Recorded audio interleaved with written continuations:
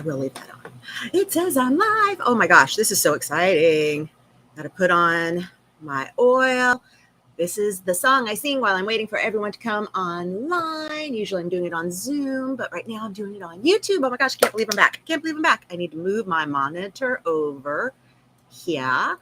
There we go. That's my better eye line. Y'all, oh my gosh.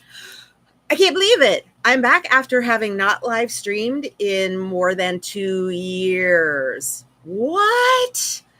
Oh, I can't believe I used to go live every dang day. I used to go live across multiple platforms.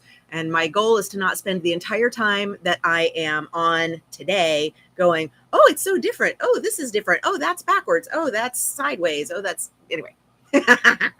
Y'all, I'm so happy to be here and I'm really looking forward to connecting. I am being told that I am seen by my beloved husband, Keith Johnson. Thank you, darling. I am just like doing all the things. Is this too much wind blown?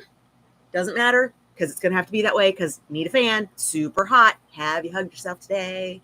This is always something I do in my classes and my meetings and just in life. To just take a moment and slow down and get out of the Mercury headspace and into the grounded headspace because I spend so much time in my Mercury space, seen and heard, just windblown enough. Thank you, Day. I appreciate that. And of course, as we've learned during the most recent times, it is good to also get that shadow side. Well, hello, Grandma Jay in the house. Good to see you.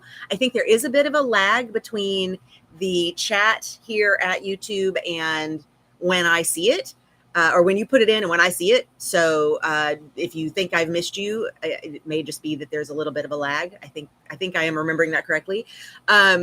So I said I'm not going to talk about all the things that are different since I was here before, but I totally am going to talk about all the things that are different since I was here before. Because I used to go live with Restream, which would then take me into Facebook, Twitter / Periscope, and YouTube simultaneously. And it would all be through an app out.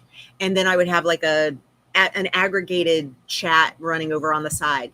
And now this is actually just full on straight to YouTube, which I don't think I've ever done, like ever.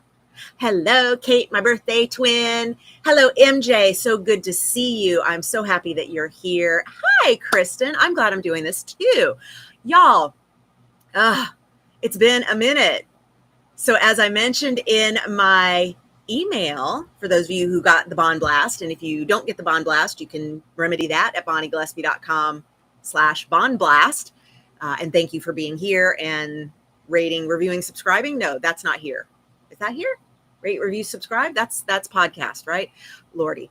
Thank you for being here. In my Bond Blast, I actually talked about how I went dark during my balsamic lunar phase by progression.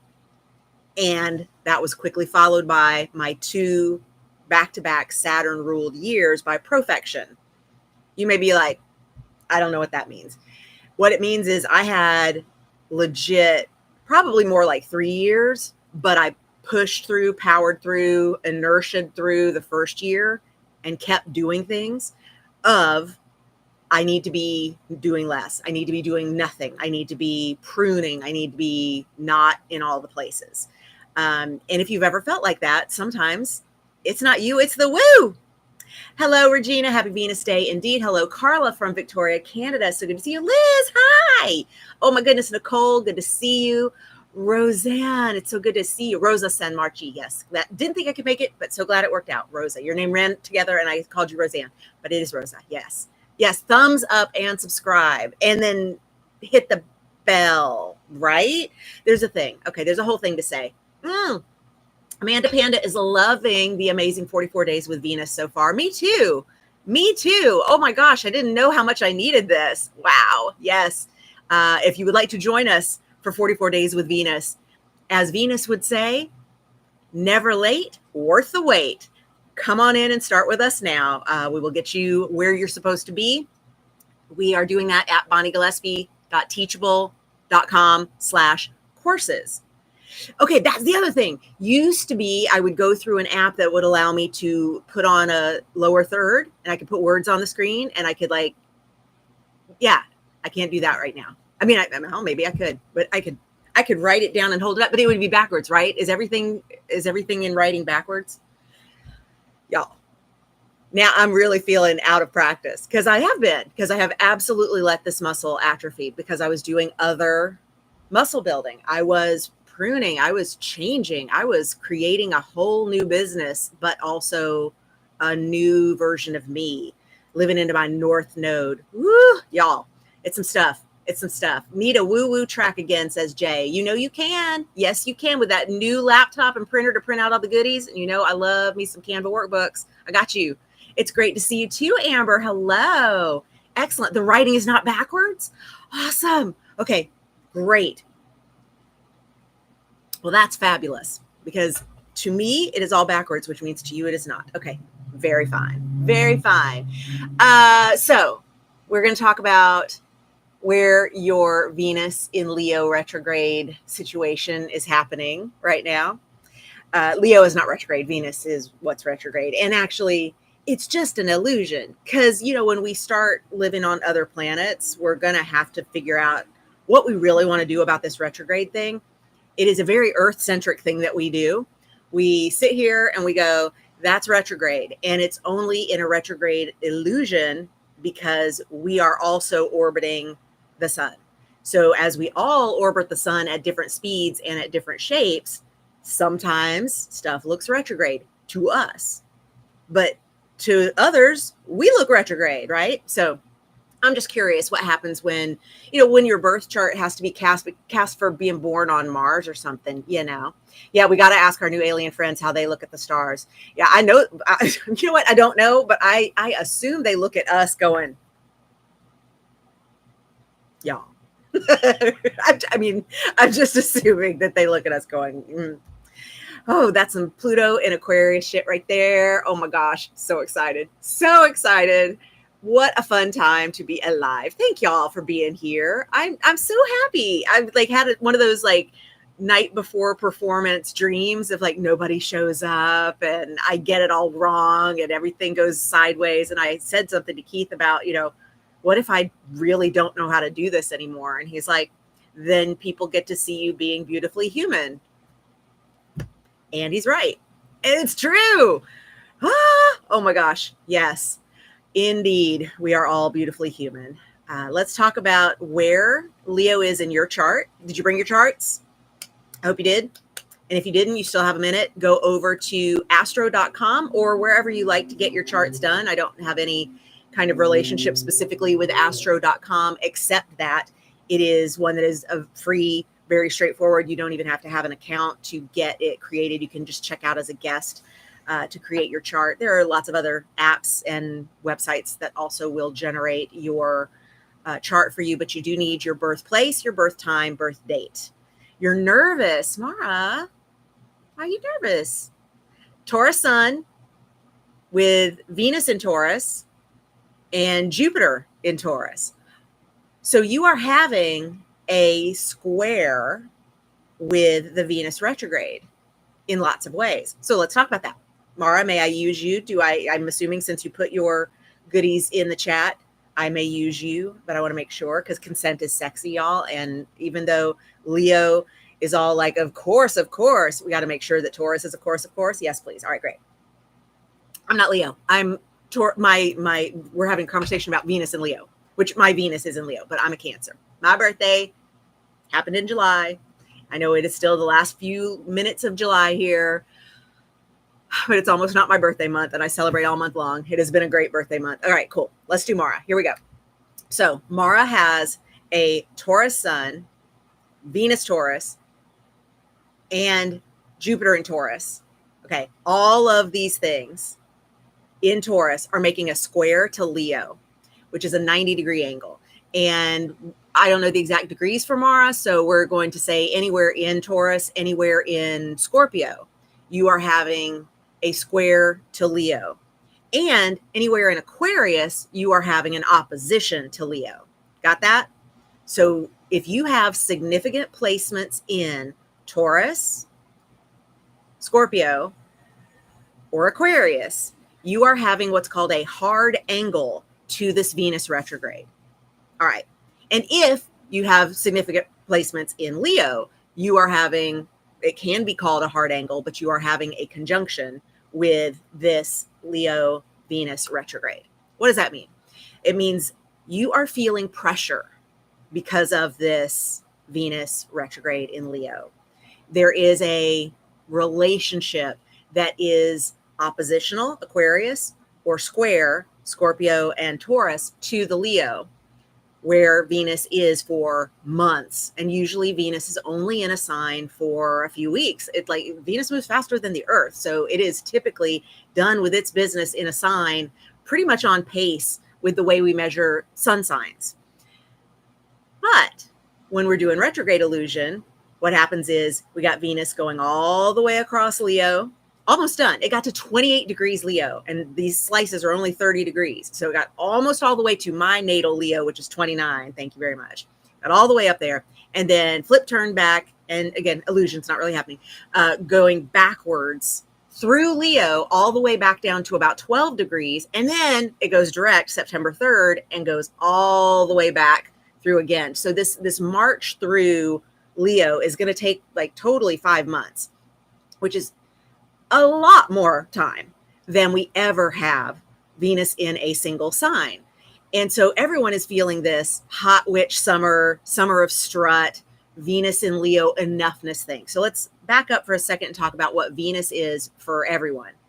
Venus rules love, money, and enoughness. There's other stuff too, but those are the big three: love, money, and enoughness. So if you got issues with your love or your money or your enoughness, Venus retrograde is going to give you a nice big highlighter moving back and forth over these issues this whole time that Venus is in Leo, but especially the retrograde, because retrograde turns your energy inward. So when the energy turns inward off those retrograde, and anytime a planet goes retrograde, we are more introspective about whatever the issue is that planet does. It can be a little confronting. It can be confronting. It can make us go, oh, I really wasn't ready to look at this so seriously. Oh, I didn't actually mean to go deep within and have a transformation because of this. And especially our beloved fixed signs, Taurus, Leo, Scorpio, and Aquarius, y'all really don't like to change. You're fixed. You like to uphold what you are told the deal is. And so it can be incredibly confronting to be in a relationship of having to look inside and make some changes. So what I would ask is, consider that this is an opportunity, and we'll go back tomorrow with all those Taurus placements. Consider this to be an opportunity to get a different opinion about how you feel about your love, money, and enoughness, not in a way that is making your current way wrong, but is instead suggesting a more Leo way of looking at yourself, a more Leo way of looking at love. What's a more Leo way of looking at love? Tigger, pounce. I want to love up on you. I'm all the love languages simultaneously. Like the love is expressive and gregarious and a little inappropriate and jumping in your lap and being a puppy all over the place. Like there's just this animal love that comes with Leo. It is Leo's not trying to hide how they feel about you when they're loving up on you. And also Leo says, you are welcome that you get to love me, meaning you thank me that you get to love me. You are incredibly lucky that you get to love up on me. And if that's not from an egocentric place, it's because the enoughness of Leo is, hey, I'm ruled by the sun. I know I have incredible meaning in this world. I know that we all have incredible meaning in this world. Leo just knows it. So there's that for the love. For the money, Leo says, well, of course, pay me. Of course, pay me what I'm worth. I'm worth a lot. Of course, pay me what I'm worth because of this exchange of value for value that we're having. And so if you've got pricing issues, if you've got confusion over how much you should earn, if you've got old stories Venus retrograde in Leo is going to ask you, what do you believe you're worth? And are you correct? Could you use some tweaking with that? Oh my gosh, Mara, I just saw you said that you're also Leo rising. Come on, honey, you're getting it from all angles. This is not a subtle retrograde for you, my darling. Oh my goodness. Okay, so love, money, enoughness. At the core of how do we let ourselves be loved and how do we let ourselves get paid is our enoughness. How do I feel enough? How do I feel that enoughness is good, bad, wrong, sad, happens, and I still know I am enough. I don't get my enoughness or my worth, my worthiness from outside sources. Those things are nice. They reinforce things. Last night, I went on Amazon.com, this book, Self-Management for Actors, that pictures of the 3rd edition when I had a Barnes & Noble event, but the 4th edition out on Amazon, 6th printing, y'all. This thing is still, she's got legs, this little book. She just keeps selling, keeps selling. I went on last night. I was looking up something else for the 44 Days with Venus pop-up course that we're doing.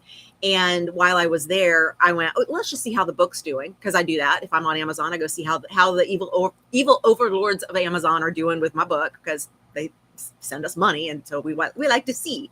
So I went to see, and she was number 3 in all of performing arts last night. And I was like, of course she is.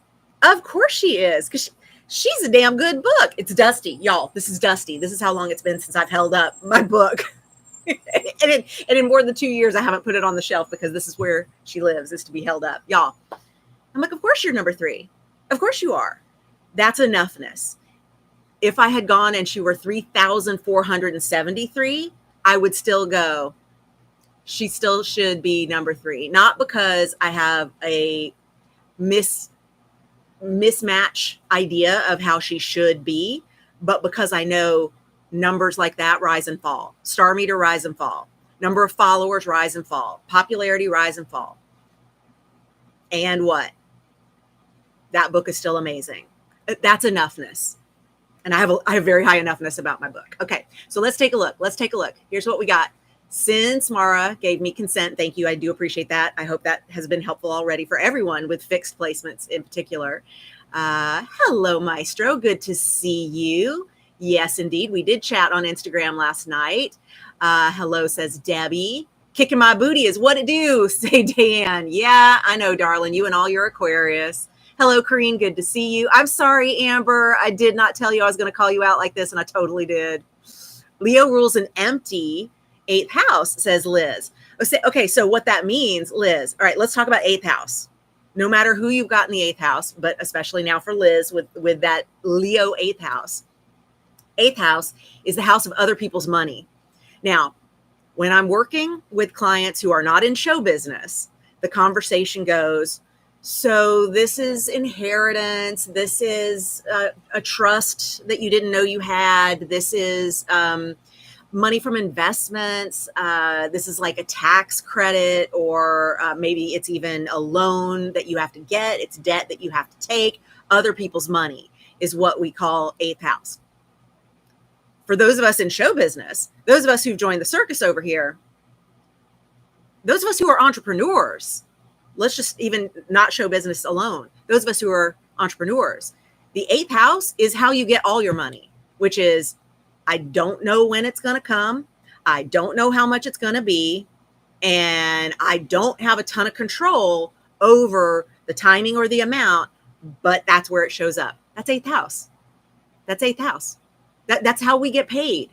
That's what we do. 2nd house is the how we get paid at a jobby job. We work hours and then we put in those hours and we get a check. That very consistent payroll system, that's 2nd house. That's earned income. And it's also our stuff and our enoughness. We look at that for the 2nd house for that as well. But in the 8th house, in addition to it being the occult and mysticism and shadow work and sex and death and fun things like that, it is also other people's money. So Liz, you good? You good? You're getting some Leo energy in your other people's money. Tiggers are the best. Yes, indeed, Maura. Okay, good, Wendy. I'm glad you love that description of Leo. Yes, yes, yes. You just found me yesterday. Kareen, I love it. Meant to be. Leo moon in the second house for Wendy. Okay, well, so I just mentioned second house. Let's go ahead and do that, Wendy, with your moon. First of all, Leo moon. Wendy, don't take it personally. It's not always personal. A Leo moon, super Tigger, loves everybody. All that gregarious trigger stuff that I was saying, Tigger stuff that I was saying. But a Leo moon can take things very personally, because the moon is how we're made to feel safe. The moon is how we get our needs met. The moon is where we're intuitive. It's where we can sense what needs to happen. And Leo can be a little too much for the moon in terms of energy. So here's what I mean by that. The moon itself doesn't have any light. When we look up and we see various planets and celestial bodies, they have their glow, and the moon only reflects back what it's getting from the sun, ruled by Leo, ruler of Leo, flipped it, ruler of Leo. So Leo and that sun has this super, super bright energy, but the relationship that they have with the moon is ever changing. It's not consistent. And what do we say about Leo and Taurus, Scorpio, Aquarius? Y'all like things consistent. Y'all like things to be the same. Y'all like things to be, these are the rules and we're going to uphold them. And even if you do like to create change, you like to do so in a way that makes sense and has a formula, because you're fixed signs. Whereas the moon is changing constantly. She never looks the same. She's in completely different moods every two and a half days because of going through all the different signs. And Wendy, specifically with that Leo moon in the second house, means you are made to feel safe based off, do I have money in the bank? Second house. Are people valuing my work? How's my stuff? Like, don't touch my things. And so there can be a little bit of a push-pull with that. So you're getting an opportunity during this Leo Venus retrograde to specifically get your moon feeling safe no matter what happens. Changes come and go.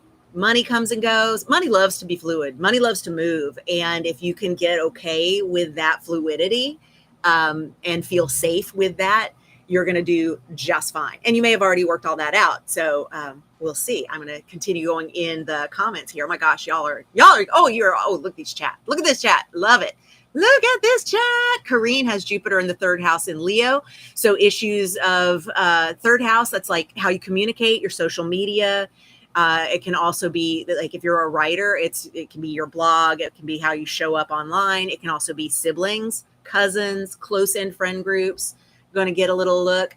Yeah. Okay. Alexandra, so good to see you. Such a reflection of the SAG strike.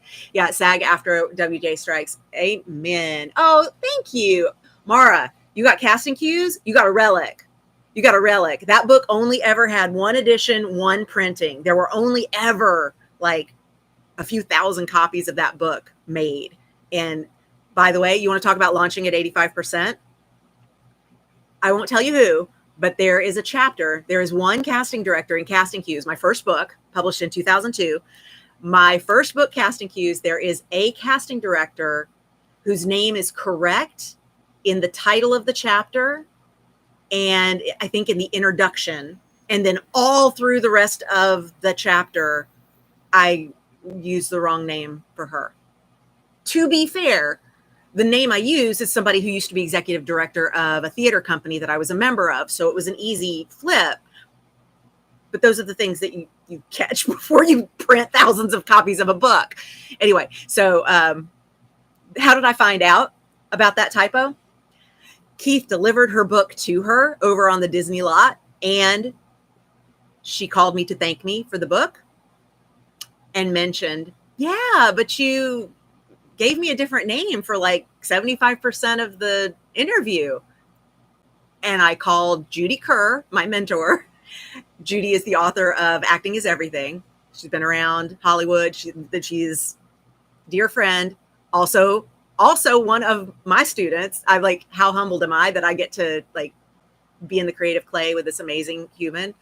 Judy is a goddess of all things showbiz and publishing. And I reached out to her and said, what do I do? And she said, you send her flowers and you fix it in the second edition.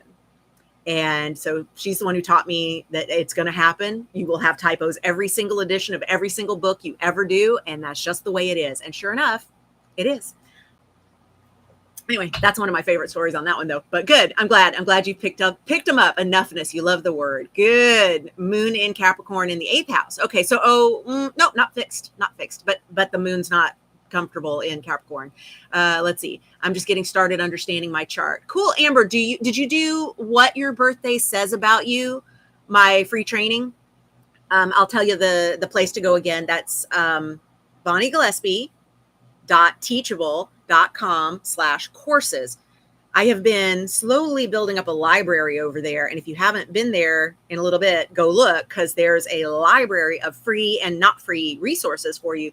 And the very first one is What Your Birthday Says About You. Thousands of people have been through this free course. I just did a major update of the workbook to include like 20 bonus pages, taking you through like your life car and understanding your big three a little better and things like that. So do that. Even if you've done it before, go grab that workbook, because the updates, the bonus content in the updates is so totally worth it. Leo in the 10th with my midheaven, just vibing. Alexandra, your career is getting my chimes just went off when I said that. Your career is getting a big boost with this Venus retrograde. Yummy.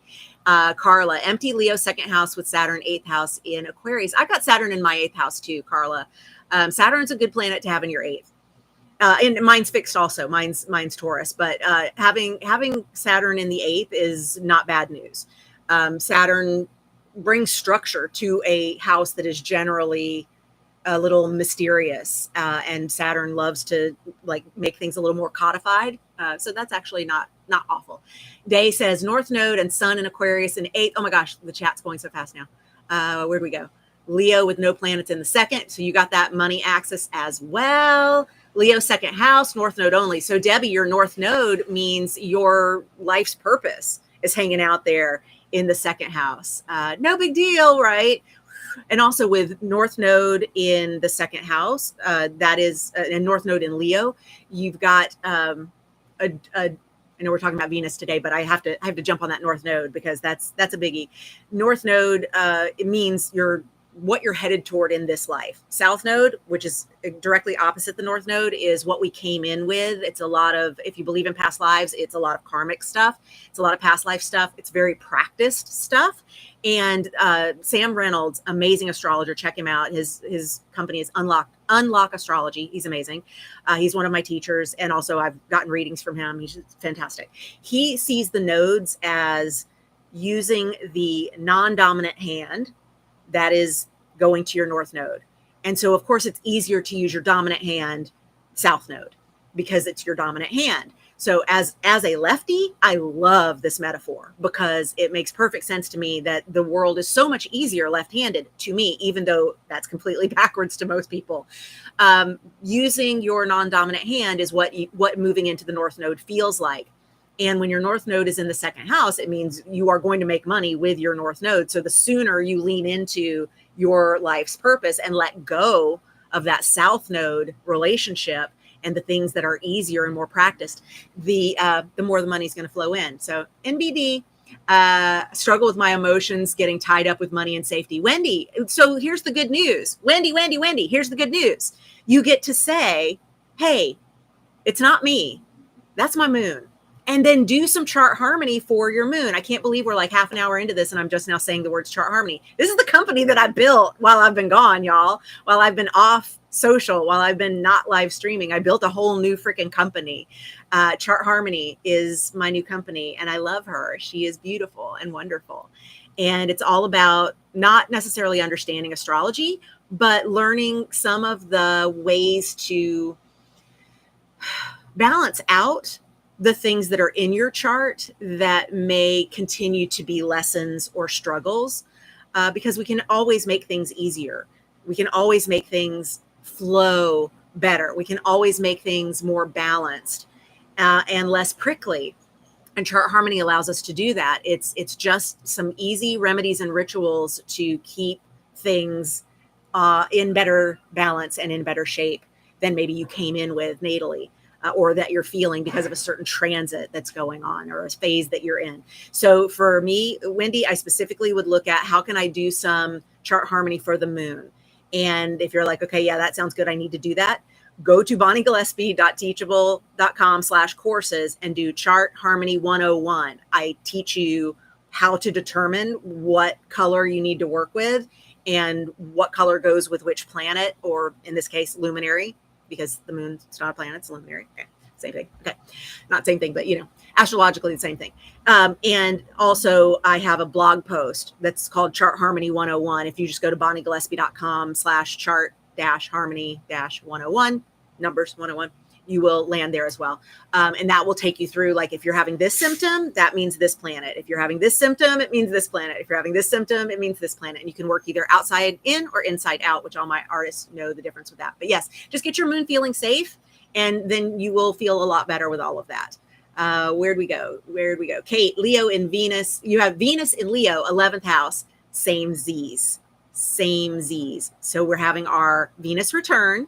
And 11th house means how you serve your audience, how you do your work for the collective, how you improve the world, how you do your activism, how you do the things that are important to you in terms of I've got a voice and I can use it out in the world, especially with Leo in the 11th house. That's a biggie. But Venus and Leo in the 11th house, you're watching my use of the Leo, of the Venus retrograde in Leo for me, 11th house, which is I'm having a comeback with my live streaming. I think I'm going to keep doing this because it's working. Okay, cool. Yes. Okay. Let's see. Jeannie says Leo, Mercury, Mats. I don't know what Mats is. Maybe Mars and rising. How fixed am I? You're so fixed, Jeannie. Yeah, you're so fixed. I know you call us birthday twins, but like you are so fixed. I am so not. I'm super cardinal. You're super fixed. Yes, I love it. Oops, LOL. Amber says Aquarius, Mars and Aquarius in the 6th house. Woo! Okay, so do you get angry daily? Amber, again, am I calling you out? Do you get angry daily? Scorpio, Saturn, 3rd house. Oh my gosh, you have both your malefics in fixed signs. Yeah, Amber. Okay. That Mars Saturn square. This is why I love you. Yeah. That fire and that pressure with Saturn means you can make a lot happen with the structure of Saturn and the fire and passion of Mars. And when you get, when you get mad, like you don't know what to do with it because this Aquarius energy. Let's talk about Aquarius. All my Aquarius lovelies. I did the whole Leo thing since Aquarius is the opposite sign to Leo, and we'll be having a full moon. We will have a full moon in Aquarius on August 1st. During full moons, we release the things that we want to let go or prune for that sign that the moon is in this case, Aquarius. So it's good to talk about Aquarius. So if I call Leo Tigger and jumping in your lap and being maybe a little inappropriate with all the loving, what is Aquarius? So do you know those wiggly balloon men promo things outside of used car dealerships? They're like bolted to the ground, and then there's all this air flowing through them, and they're going, those promo things. That's Aquarius, because you're fixed, which means bolted to the ground. You're fixed. It is what it is. But there's all this air trying to go up, and out. And that feeling of frustration within the sign itself, especially with your Mars being there, could be something where like you daily need a like sweaty workout. You daily need to punch something. You daily need to throw hatchets. Like go to a rage room. Just saying. Okay. All right. You're doing what my birthday says about you in chunks. Awesome. Lots of fire in my chart, says Jay. Yes.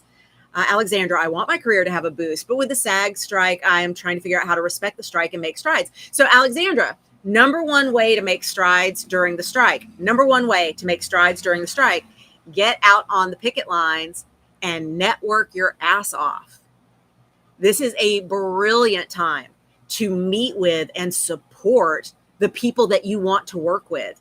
It is the perfect time to be seen, not as somebody who wants to come be on their set and you only care about them when you can get a role, but someone who is in solidarity with the writers, because writers are showrunners, y'all. Writers are showrunners. So the real brilliant move has been striking with the Writers Guild members from the beginning of their strike. But now, especially with SAG-AFTRA on strike as well, there's no reason not to be on those picket lines or bring in food. If you're someone who's like, I physically just can't do that, bring snacks, coordinate with the strike captain to find out what the rules are for doing that and how you can be helpful. But it could just be bring water bottles, a flat of water bottles from Costco, like do things that create connection with the folks that are out there doing the hard work of the picket line stuff. Those kinds of networking opportunities are gold. And Keith and I still have really tight relationships with people that he did on the picket line relationship building with during the 2008 strike. So this is like long-term relationships get built on the picket lines for sure. Saturn in 8th house in Leo, Regina. Okay. So fellow Saturn 8th house, you, as long as there's structure, you're going to be all right. Yep. 5th house governed by Sun Leo doesn't get influenced. South node in 5th house Libra.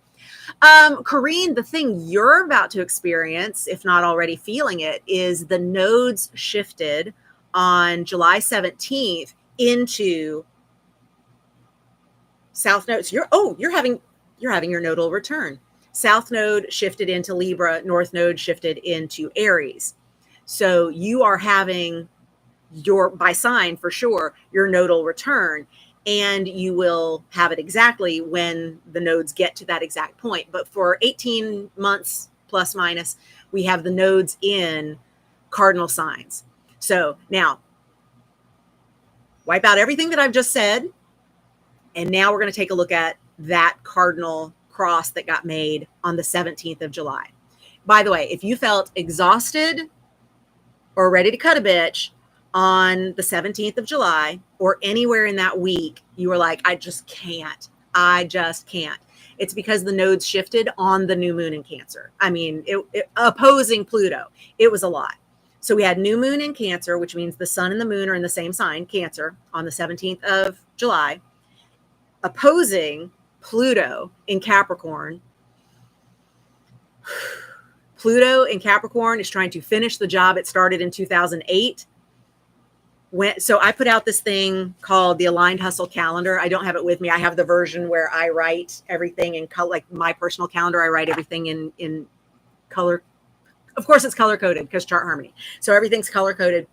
But the Aligned Hustle Calendar, which you can get at bonniegillespie.teachable.com/courses, the Aligned Hustle Calendar for Pluto moving back into Capricorn.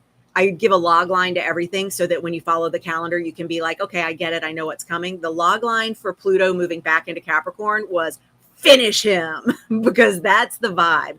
It started a job in 2008 with the fall and the collapse of real estate and big banking, and then Occupy Wall Street. And let's, continue all the things that have completely restructured the systems of our banking, obviously Bitcoin revolution and so much more.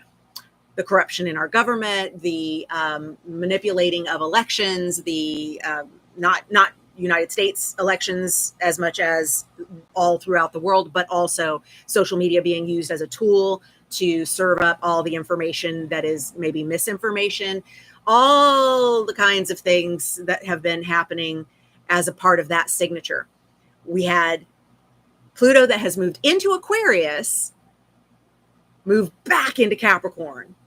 Pluto moving into Aquarius, that's AI. That is, we got a big can of worms we're opening up with Pluto in Aquarius for 20 years. That'll be through 2044. But right now we have Pluto moving back into Capricorn. And once that happened, It got across from this new moon in Cancer and created tension with the nodes shifting into the opposite signs, the square signs to that, opposite signs, Aries and Libra.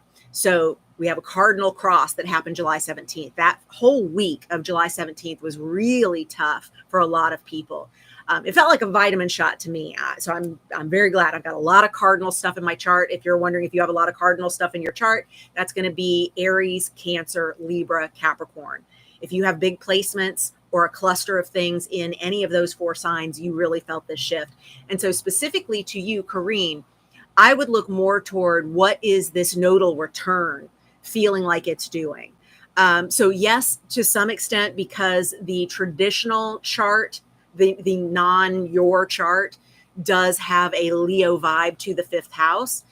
You will also feel some of the Venus retrograde in Leo themes, but I tend to look more at, since your chart has Libra in the 5th house, I would look to the nodes being a bigger player in that house in particular.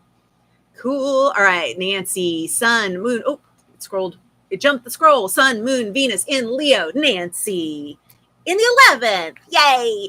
Birthday season. So Nancy, you are having a glow up and it's going to be in front of everybody. What a time to shine. Oh my goodness gracious. I love it. I love it. Jacqueline, Venus in 8th in Scorpio with Moon and Pluto. Very chill house there. Nothing in Leo in my 5th. Venus in the 8th.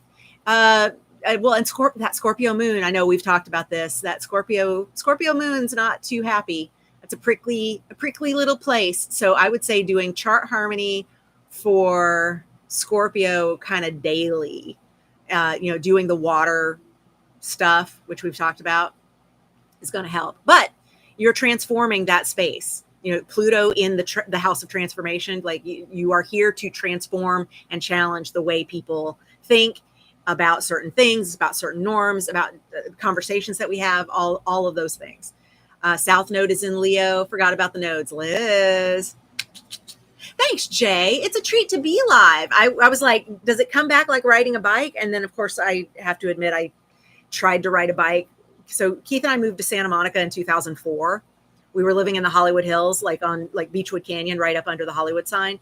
And we moved here to this amazing beach facing apartment in 2004, thinking we would be here for a couple of years and then we would buy a house out in the valley. I'm so glad we didn't buy a house out in the valley a couple of years after we moved here. I am so happy being a renter and living here at the beach. Life is good. Definitely. And there was a time when I was like, I have to buy a house. I have to buy a house. I'm going to be 40. I have to buy a house. And now here I am 53 going, do not need to buy a house. I'm good. But there was a time when I thought that was a thing. And then I realized not my shoulds. Systems shoulds, not my shoulds. No. What was I saying about that? And I said, like, when we moved here, I was like, I want to ride a bike. And Keith's like, I want you to ride a bike. And I was like, I haven't ridden a bike since I was a kid. Like, seriously, have not ridden a bike since I was maybe early teenager. Like, it's been a long time. Oh, here's your sounds. For people who like the sounds. Here's sounds. Okay. Keith bought me a bike. And I got on the bike. And I struggled on the bike. And I went, no, I'm good. I don't need to ride a bike. And then that's it. Never again. So when I said, I hope it's like riding a bike and I remember how to do it, I was like, I hope it's not like riding a bike. And it is actually something I remember. I hope it's like pole dancing, which absolutely comes back after a break. Much better. Much better. Oh my gosh, there's so many chats. So many chats. Yes. Getting ready for this full moon. Yeah. So let's talk about what to do for this full moon. You are absolutely one of those car dealership dudes, says Alexandra. All right. Let's talk about the full moon in Aquarius coming up on August 1st, because under the full moon, whatever the sign is, we've got the moon opposing the sun. So sun in Leo, moon in Aquarius, opposite signs. We want to release whatever it is in that sign the moon is in that would be considered more negative. And so every sign has its positives and negatives. Every sign has the great, brilliant, beautiful, wonderful things, and the stuff that they make the memes about, the stuff that social media drags that sign about. And so in this case, what does Aquarius have in its shadow side that we can release? Now, for me, I always release for Aquarius full moon. I release my attachment to what billionaires need to be doing with their money, because Aquarius is the sign of innovation and thinking outside the box and creating solutions for a different world, a better world, an idealized world. Aquarius has a lot of idealism and a lot of innovative thinking for how things can be better and different. And I look at billionaires who could wipe out student debt, houselessness, and world hunger and still have billions of dollars. And I have lots of opinions about the fact that they choose to create more rocket ships and submersibles and ego projects that don't serve the masses. I have a problem with that. I feel myself having a problem with that. I believe Aquarius says, do good in the world, not do ego in the world. And the shadow side of Aquarius is not ego. It is, I'm so disconnected, I don't even notice what the world needs. I want to be innovative for innovative's sake, for innovation's sake. I want to do new things because new things are fun. Very air sign trait, like Gemini, Libra, Aquarius. That air sign is like, let's do something new and novel and fun because we can, because it's fun.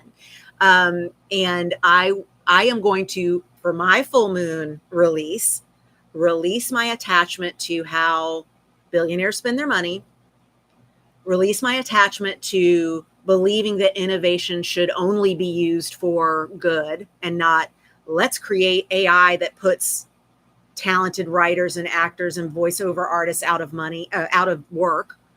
Let's not use innovation to create more unemployment because of technology. I need to release some very strong feelings about these things. But that's during a full moon. So this one will be August 1st at 11:31 a.m. Pacific. Adjust that to your time zone, of course, accordingly, because it happens everywhere simultaneously.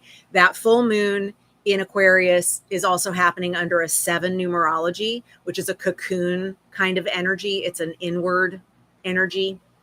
It is a healing, courage building energy, but it's also happening on a Mars day. And a Mars day is when we get out there and do things that we're passionate about. So there's a big push pull of energy on the day of that full moon. I like to take full moons kind of off and new moons kind of off, and especially eclipses kind of off, because they're a lot. They're a lot. Midheaven in Aquarius in the 9th house. Cool. Corrine, that's great. The midheaven 9th house is a like mastering. I am mastering what it is that I'm here to do. When you use the whole sign house system, y'all, your midheaven, the MC, can be in the 9th, it could be in the 10th, it could be in the 11th house. It doesn't always create the 10th house cusp as it does in quadrant house systems. If you're like, I have no idea what you're talking about, Bonnie, cool. Just smile and nod, or ask me questions. Obviously, I'm here if you've got questions. But in the whole sign house system, the midheaven can shift a bit. And when you have a midheaven in the 9th, it is a quest for mastery. A midheaven in the 10th is, I'm here to show you what I'm here to do with my career ambition. And if it's in the 11th, of course, it can also be more extreme in the 8th and 12th, depending on where you're born. But if your midheaven is in the 11th house, it is leaving a legacy. It is what is it that you're here to create that is going to outlive you. I love that. Love the description of Aquarius. So many sun sign people in my life. Yeah, Leo 28, Jupiter in the 9th house. Yummy. Oh my gosh, Jupiter in the 9th house. What an expansive and optimistic space to be about, just the mind and exploration, and because it's a Jupiter ruled house already. I love it. That's so good. You can also go to your city's union office and make strike signs. Jay, that is fabulous. Thank you. Thank you. That is fabulous advice for people who need to do the indoor work and can't necessarily drop by and bring a flat of water or something. Yeah, that's a great idea. Yeah, because being there, you're going to be able to network with people as well. And also you're still going to be able to respect that you need to not be out in the sun, because y'all, being out in the sun's a lot right now. My husband is out in the sun every day. He goes on these treks, like sometimes 10, 15 miles every damn day. So when he strikes, he's like, oh, I'm outside all the time. I walk all the time. I like, this is no big deal, except he's walking in a circle in a black t-shirt with like sun bouncing off all the buildings, and he ends up getting sunburned and overheated. And I'm just like, I'm over here going, it got over 70 degrees. I'm hot. I know. Yes. Nodal return. Last week was rough. Yeah. So I felt so exhausted. Couldn't get up for a week. Have my moon in Capricorn in 8th house as well. Thank you, Bonnie, for all that you do. Oh, my pleasure. Kareen, I'm so glad you found me too. Meant to be. Yes. ASMR. Thank you. I was worried I was going to say the letters wrong. I was going to say AMSR. So ASMR. Never learned how to ride a bike. See, it's not just me. Yes, Keith is a Marine. That is true. Another 9th house midheaven.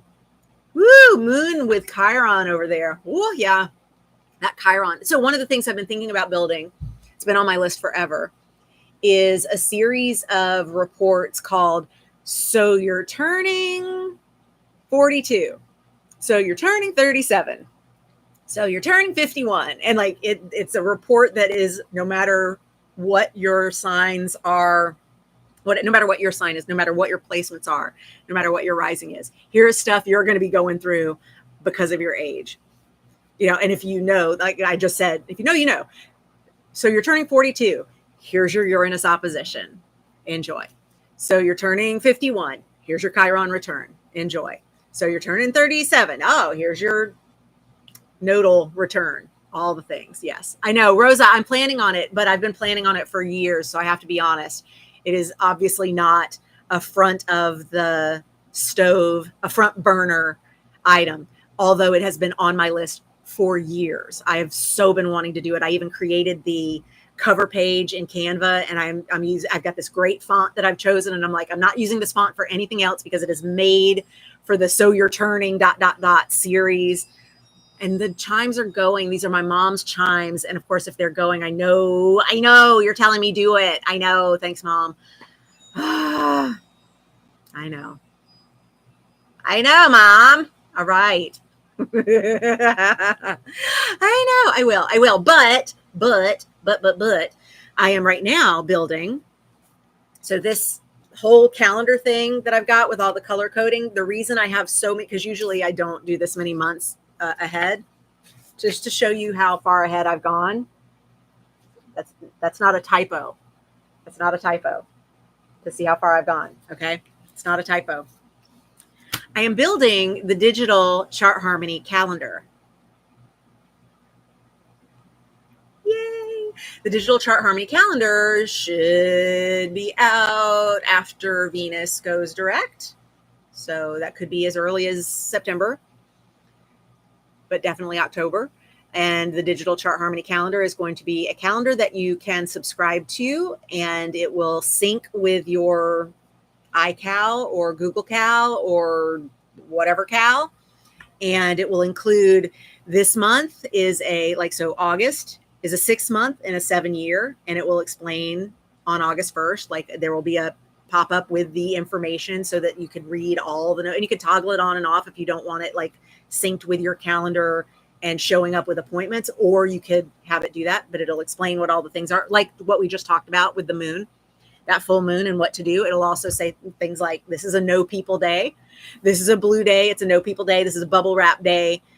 Consider not peopling, so that you can get out ahead of some of those energies and not be taken by surprise by them. You can actually hopefully build your calendar, build your schedule a little bit with some of that chart harmony goodness. Yes. Okay. I've got requests for I'm turning 55. So you're turning 55. Yep. That's another one. Yeah. That 55, 56 can be your second Saturn return. if you're getting it early, 57, 58, if you're getting it on the late side. Feel free to answer at the appropriate time. Oh, yes. Could you, yes, ask me. Thank you. Maestro, I'm so glad you said that because I have a question here from Jeannie that I wanted to make sure that I answered, and I even put it on my desktop. So I can tell I'm getting to the hour. All right. So here's what I'm going to do. I'm going to answer Jeannie's question, and then I'm going to answer your question, Maestro. Can you, using musician TV credits as a placeholder on acting resumes while building TV acting credits specifically? Yes. I'm going to come back and get you. Yes. If you want to give me any more specific information in the chat, do so. But yes, I remember our conversation at Instagram, and thank you for coming over here to ask. You love Chart Harmony Calendar, Crean. Thank you. There is already a Chart Harmony calendar that you can subscribe to that's a monthly PDF over at bonniegillespie.teachable.com/courses, but this one will be a digital one, and it's going to be a lot cooler because digital, it's like I could share all the information about what the codes mean, and you can just toggle it on or off. All right, so Jeannie, thank you, Jeannie, for sending in this question when I sent out the bond blast to say I would be going live, and since you weren't going to be able to join in live, you sent this over. My biggest question is, I've changed jobs, but not careers after 18 years in one place. Okay, so hang on. 18 years is a nodal cycle. I always look when someone tells me how long it's been since something happened, or they tell me the number of years that's involved. I go, oh, that's a Venus cycle. Oh, that's a nodal cycle. Oh, that's a Saturn square cycle, because there are things that are happening in our lives based off those shifts. And again, with the chimes, as I'm talking about, so you're turning type stuff. Okay, I'm on it, Mom. Charlesy, okay, I'll do it. So 18 years is a nodal cycle. And so I would say to Jeannie, take a look at where the nodes were 18 years ago, probably right where they were when you made this job change. Like you had some kind of shift that marks that period of time. So 18 years in one place, change jobs, but not careers. How can I honor, Jeannie asks, whatever cosmic promises my soul made that I'm not yet aware of, and still find a way to stay in my job? Or am I actually supposed to change that too? And if so, do what exactly? I only know how to wrangle 6-year-olds. I just had my Chiron return. That was fun. And Chiron is at my midheaven. Okay, so Jeannie, you're here because we talked about how you're fixed and I'm cardinal. You're totally here, aren't you? Or you were. Well, anyway, I'm gonna answer this question anyway because I saved it. And it is when your Chiron is at your midheaven. Chiron is that little thing that looks like a skeleton key. Chiron is the wounded healer. When your Chiron is at your midheaven or your Chiron is in the 10th house, you can expect that you are going to use that wounded healer experience for your career, for your work in the public eye. 10th house is the house of our career, our public persona. It is how we are seen out in the world. It's so funny working with almost exclusively showbiz people. You know, I'm doing all these charts for all these years, and everybody has so much in the 10th house, And then I start, letting it be known that I'll work with non-showbiz people. So I start attracting people who are not in show business working with me for astrology stuff and coming to me for chart harmony sessions or workbooks or guided chart harmony mentorship or any of those things that I do. And I realize I thought everybody had a bunch of stuff in the 10th house because I work in show business. And of course, show business people have stuff in the 10th house. But here's someone who's not in show business, Jeannie, who I've attracted, who has stuff in the 10th house. It's like I work with these people who have big leader stuff, because the more you have in the 10th house, the more you are living your life out in public and doing public stuff. And that can be incredibly hard for showbiz people and non-showbiz people who would prefer to keep things private. If you've got a lot of stuff in the 10th, your shit's out on Maine.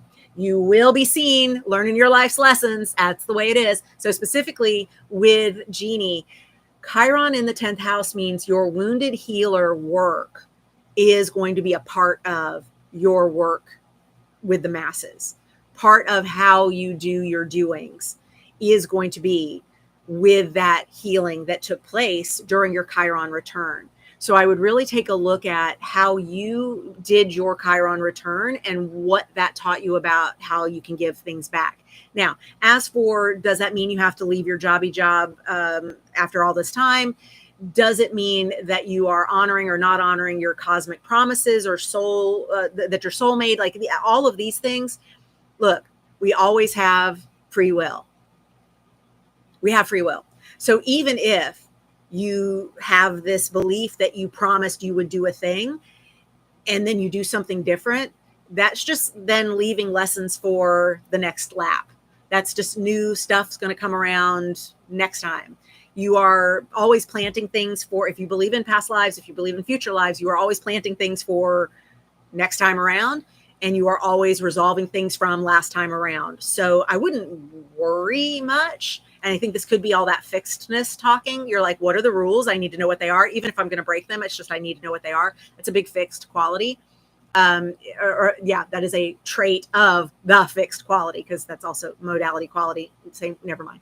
You could use different words to mean the same thing. I was trying to be subtle, and I realize I'm tired now. Okay, so the punchline to it is you will involve your healing work in your work no matter what you do. And I wouldn't worry about, I'm not saying you're worried, but I wouldn't worry. I would use the word worry because I have Cancer 10th house. And so I worry about 10th house stuff, worry Cancer. I wouldn't worry about, am I getting it right? Or am I doing what I came here to do by looking at the 10th house as much as I would look at your North Node, especially because you just made a shift after 18 years, which is a nodal cycle. So take a look at that nodal shift and see what that might have stirred up in you. And we can also look at the dates that you had your nodal return and see what patterns that's been showing. And if you feel like, no, the shift is right now, then we just look at where were the nodes. The last time the nodes were here was what date and what date. And, you know, you and I are around the same age or are the same age, which means we've now got a lot of nodal cycle data that we can pull from to learn what that path is. Okay, excellent. All right, so let me answer a follow up. Oh, message retracted. Okay, message retracted. I have no idea what was there. Okay. All right. Looking forward to the digital calendar. Yay. Thank you. I'm so glad. So Vio says, does it make sense to try and redeem big life decision made on a nodal return on the next nodal return? You can, but you don't have to wait that long. You can decide whenever you want to make shifts that are massive in your life or that are tiny in your life every minute of every day. You are always at choice.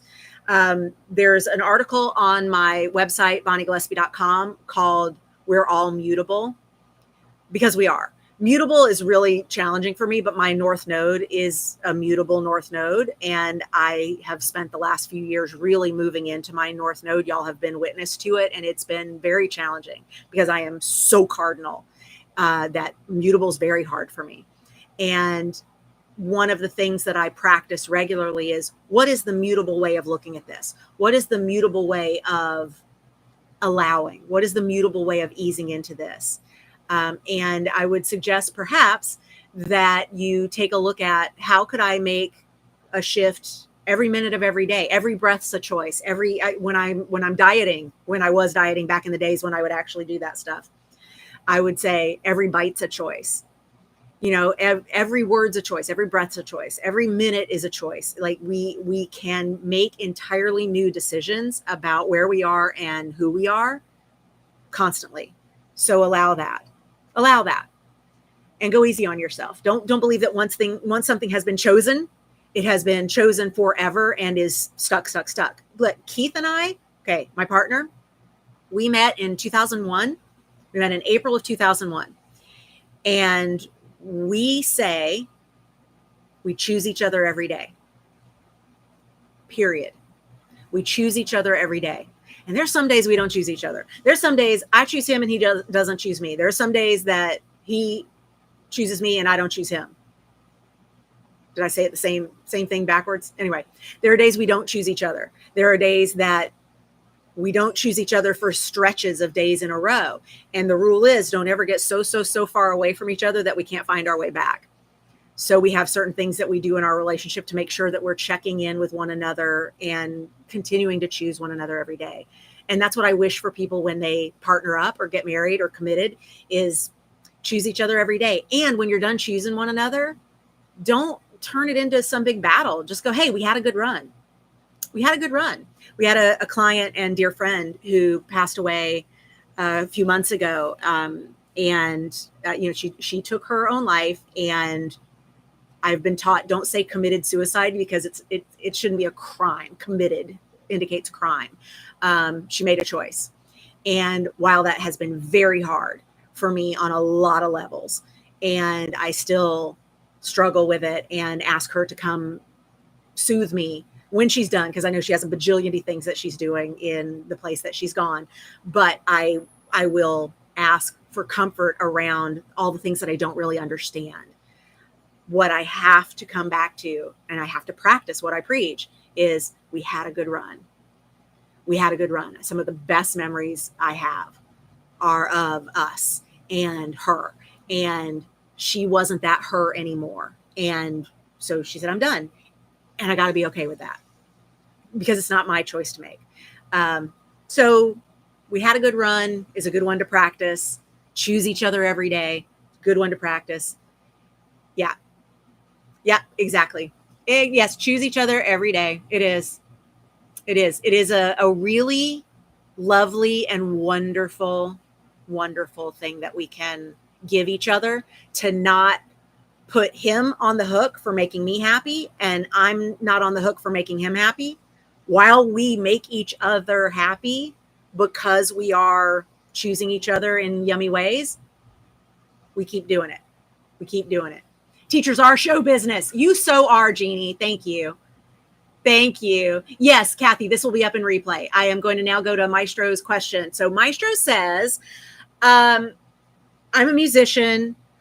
I have musician TV credits. I want to put those on my acting resume while building TV acting credits. Great.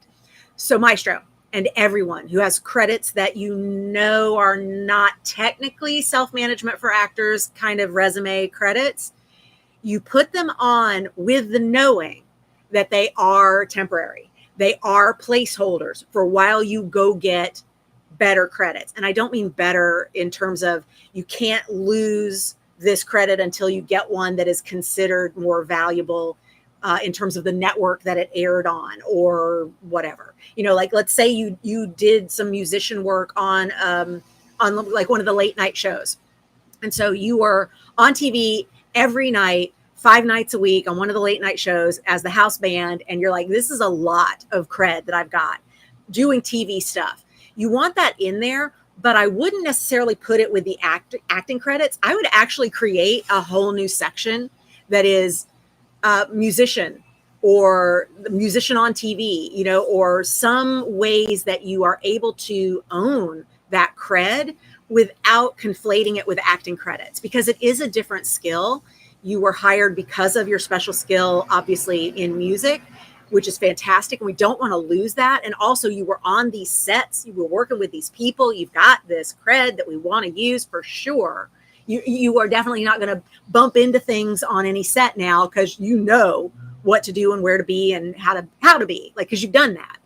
So that cred is important, but I don't think you want to necessarily blend it with things like even the one-liner in that student film, because that one-liner in a student film is an acting credit and it does have different weight. And so I would look for there's a column I wrote, let me see if I can remember it, called Inverted Pyramid. If you go to bonniegillespie.com/inverted-pyramid, you will find it. And it's mostly about demo reels, but the same principle applies to your resume, which is think about it in terms of an inverted pyramid, which is a concept in journalism, in print journalism specifically, where when you're writing for a newspaper, you're always starting with the most important stuff and then tapering down to the less important stuff, because if they run out of space, newspapers back in the day when there were printed things that went out to people's homes instead of things on forever scrollable internet, they would cut the piece and not lose the most important stuff. You want to use that inverted pyramid structure not necessarily in your presentation of credits, but in your decision about what to include. Meaning you don't have to list it on your resume in that order, but you want to know always, what is the credit I am next going to lose on my resume because I got something else that's going to have a higher value on an acting resume. And also feel free in your special skills section to say, series regular as a musician on whatever number of seasons of blah, blah, blah series. That special skill, that like of note, you can actually title special skills of note if you want, or of interest, or notable. You don't have to call it special skills. You can draw attention to something like your awards and your things that feel like they don't really go on a resume. There is still room for them because your resume is yours to create the way you want it. I hope that makes sense. Let's see. Oh, thank you, y'all. Thank you. Yeah, thank you. Divorced, maybe I'll work on choosing myself every day. Vio, Hundy, 100% choose yourself every day. In 44 Days with Venus, so this will be the last pitch for that, and then I'm going to go because I got to create more content for 44 Days with Venus. If you want to join us for 44 Days with Venus, you are never late, always worth the wait, as Venus says. 44 Days with Venus, it's $44. It is legit life-changing because it is a love letter to Venus. Every day you do something to honor Venus. And there's so far, one of my favorite days has been, is it Venus or is it Mercury? Like where we're actually looking at, is that my mind doing Mercury stuff, or is that Venus actually telling me what the feelings are? And that discernment is so valuable to look at, like, how often are we even in our Venus? Well, one of the things that we've got also in 44 Days with Venus is adding the words, and I love you, to everything we say to ourselves about ourselves. Here's what I mean. Oh my God, Bonnie, you should have gotten up earlier so that you could like get your makeup better because you have this live stream and you haven't done one in 2 years. And you know, you're going to be so cruel to yourself about how you look on camera after all this time. And you're not going to be able to get out of your head about it. If my head's doing that, I go, and I love you.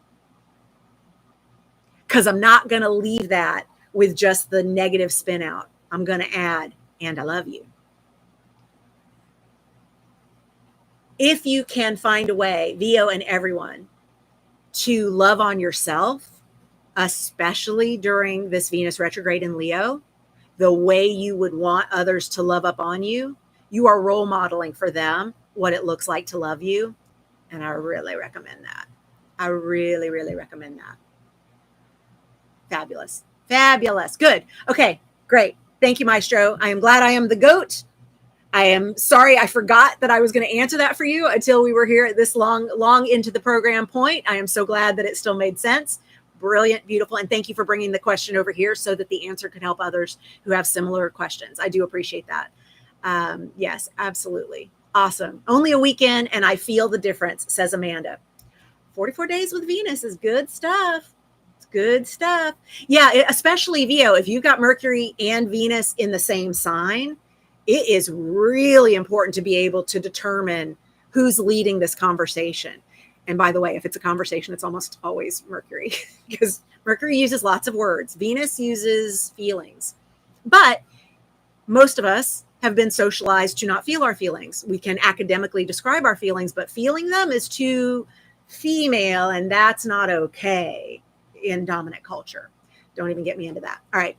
This is great. Love seeing you live and looking fab. Oh, thanks, Melissa. I'm an actor living in London and I revisit your YouTube content so often. Well, Melissa, get ready because my YouTube content is about to get much more populated. I actually even took a class called YouTube for Astrologers so that I could get my skin in the game for I am getting back out there. Because I have a lot of inertia now for not going live after having gone live all the time. And, you know, now it's been more than 2 years since it's been since May of 2021. The SMFA summit of 2021 is the last time that I did anything over here. And so, except for, you know, obviously I have all these membership groups where I do regular Zooms, but that's not out on the internet. That's like private in our classes. All right. Last chance for questions. Yes. And I love you. I know. Isn't that great?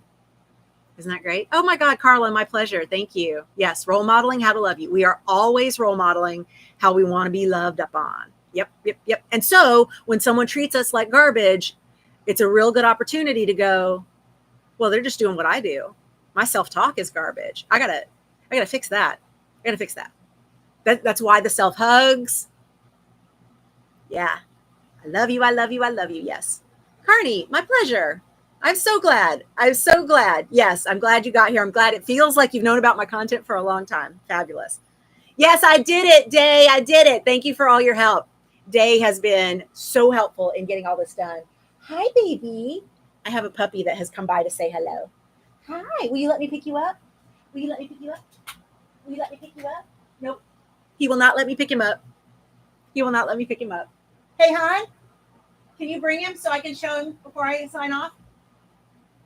He won't let me pick him up.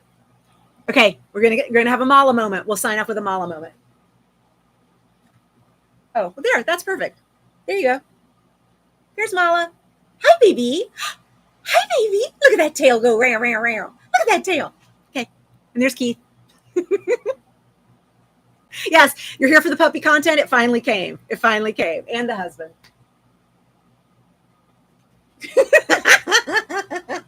All right, y'all.